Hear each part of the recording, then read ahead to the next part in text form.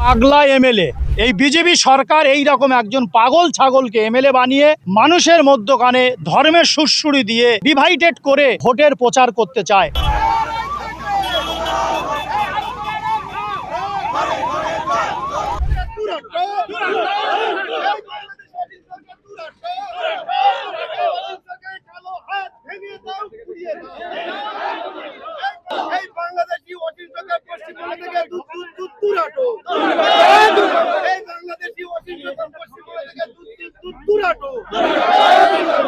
পবিত্র কোরআনকে অপমান করেছেন বিজেপি বিধায়ক অসীম সরকার, আর তারই প্রতিবাদে আজকে ভাঙড়ের বিভিন্ন ওলামা সমাজ তারা আজকে এই মুহূর্তে ভাঙড় ডিভিশনের ডেপুটি কমিশনের দরবারে এসছে তার বিরুদ্ধে অভিযোগ জানাতে এফআইআর করতে, এবং এখান থেকে রীতিমতো তারা দাবি করছেন অবিলম্বে অসীম সরকারকে গ্রেফতার করতে হবে। পবিত্র কোরআনকে অপমানমূলক বক্তব্য রাখা, কোরআন নিয়ে কুমন্তব্য করার বিরুদ্ধে তাকে অবশ্যই গ্রেফতার করতে হবে, কারণ তারা অসীম সরকার মুসলমানদের ভাবাবেগে আঘাত করেছে, মুসলমানদের অন্তরে আঘাত করেছে। তাই এখানে তারা লিখিত অভিযোগ জানাচ্ছেন ডেপুটি কমিশনে, এবং তারা কি বলছেন তাদের কি বক্তব্য শোনাবো আপনাদের। পাগলা এমএলএ যে বাদ্যবাদক বাজায়, ট্রেনে বাসে বাদ্য বাজাইয়ে গান বাজিয়ে ভিক করে, ভিখারি যে সেই এমএলএ অসীম সরকার, বিজেপির এমএলএ অসীম সরকার কয়েকদিন আগে ইসলাম ধর্ম সম্পর্কে কুরুচিকর মন্তব্য করেছেন, এবং তিনি তার বক্তব্য হিন্দু সনাতনী মঞ্চ থেকে বলেছে যে ইসলাম ধর্ম বদরের যুদ্ধে পুড়ে গিয়ে, ইসলাম এর কোরআন শরীফ যে গ্রন্থ মুসলমানদের, সেই কোরআন শরীফ বদরের যুদ্ধে পুড়ে ছাই হয়ে গিয়েছে। বদরের পরে 27 জন দুষ্কৃতীরা, যারা মানবতার শত্রু, মানবতার যারা দুশ্মন, এরকম হিংস্র মানুষ 27 জন মিলে এই কোরআন শরীফকে লিখেছে। এটা আল্লাহর বাণী নয়, মানুষের বানানো একটা পুস্তক। অতএব এই পুস্তকের কথা মানা যাবে না, তার ভিতরে মানব জাতির মিলনের কথা নেই, ডিভাইডেডের কথা এসছে। কোরআন শরীফকে মানব জাতির দুশ্মন বলে তিনি তার ওই বাদ্যবাদক গানের মাধ্যমে তিনি তুলে ধরেছেন। অতএব আমরা সেই কথাকে তীব্র প্রতিবাদ জানাই।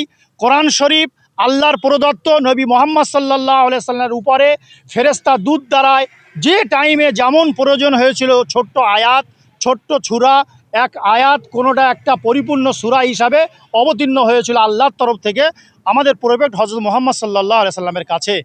এই কোরআন শরীফের আয়াতকে পড়তে গেলে, বুঝতে গেলে তার অবতীর্ণর কারণ শানে নুজুল পড়ার দরকার। কোরআন শরীফের ছোট্ট একটা আয়াতকেও যদি পড়ে, তার যদি অনুবাদ করে, ওই অনুবাদে হয়তো মানুষের ভিতরে ডিভাইডেড হতে পারে। তাই অসীম সরকার, সে একজন হিন্দু ধর্মের মানুষ, সে বাংলাদেশে তার নাগরিকত্বর পরিচয় আছে, বাংলায় তার আবার নাগরিকত্বর পরিচয় আছে। এই বিজেপি সরকার এই রকম একজন পাগল ছাগলকে এমএলএ বানিয়ে মানুষের মধ্যখানে ধর্মের সুড়সুড়ি দিয়ে ডিভাইডেড করে ভোটের প্রচার করতে চায়। তা আমরা সেই অসীম সরকারকে তীব্র প্রতিবাদ জানাই। আমাদের ধর্মের, আমাদের প্রাণ প্রিয় পবিত্র কোরআন শরীফে আঘাত এনেছে, তাই তার নামে আমরা ভাঙড় ডেপুটি অফ পুলিশ ভাঙড় ডিভিশনে আমরা আজকের তার নামে এফআইআর করেছি যে আমরা তার অবিলম্বে গ্রেপ্তার চাই।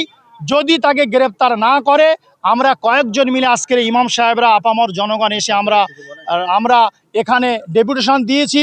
যদি তাকে গ্রেপ্তার না করা হয়, আমরা আরও তীব্র বৃহৎ আন্দোলন করতে রাজি থাকব। আমরা জানি যে ভারতবর্ষের পশ্চিম বাংলার পুলিশ মন্ত্রী, মাননীয় মুখ্যমন্ত্রী, আমরা তার কাছে আপিল করছি, যদি এই রকম ধর্মের যারা সুড়সুড়ি করে, বিশেষ করে ভারতীয় ন্যায় সংহতি 2023 বিএনএস ধারা অনুযায়ী, 299 বিএনএস ধারা অনুযায়ী ধর্মের যারা সুড়সুড়ি দেয়, ডিভাইডেড করে, তাদেরকে গ্রেপ্তার করার কথা বলা হয়েছে। যদি গ্রেপ্তার না করা হয়, তাহলে আমরা বুঝবো সরকার হয়তো তাদের সঙ্গে মদত দিচ্ছে। এই রকম যারা উস্কানিমূলক কথা বলে বা বিজেপির সঙ্গে তার কোনো যোগ সাজিশ আছে, যদি তাকে প্রতিবাদ না করে, তাকে যদি গ্রেপ্তার না করা হয়, তাহলে আমরা আরও তীব্র প্রতিবাদ করতে আমরা ত্বরান্বিত করব আমাদের সংগঠনের পক্ষ থেকে। আমরা ডেপুটি কমিশনার পুলিশের কাছে আমরা এফআইআর কপি জমা দিয়েছি, তাঁরা নিয়েছেন, আশ্বাস্ত করেছেন যে আমরা এটাকে উপরমহলে পৌঁছাবো, যে ওটা নদিয়ার মধ্যে, আমাদের রাইট নেই, তাও আমরা লালবাজার এখান থেকে ফরওয়ার্ড করছি যাতে তার গ্রেপ্তার হয় বা তাকে আইনি কি পদক্ষেপ নেওয়া যায় যদি না নেয়, পুলিশ যদি না নেয়, আমরা তার বিরুদ্ধে আমরা আরও বিগ্রহ ত্বরান্বিত করে আমাদের প্রতিবাদকে আমরা রাস্তার গাড়ির চাকা হয়তো বন্ধ করতে আমরা বাধ্য হব।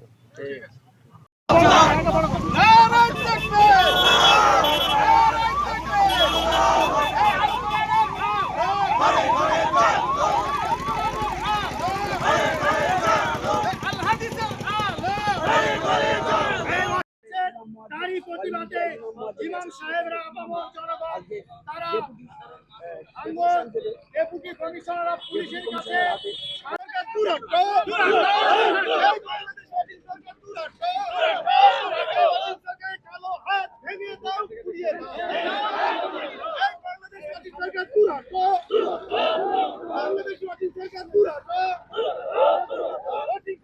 কালো হাত ভেঙে দাও, পুড়িয়ে দাও, ভেঙে দাও, পুড়িয়ে দাও, ওয়াসিম সরকারের কালো হাত ভেঙে দাও, পুড়িয়ে দাও, এই বাংলাদেশি ওয়াসিম সরকার পশ্চিমবঙ্গ থেকে দূর হটো, এই বাংলাদেশি ওয়াসিম সরকার পশ্চিমবঙ্গ থেকে দূর হটো।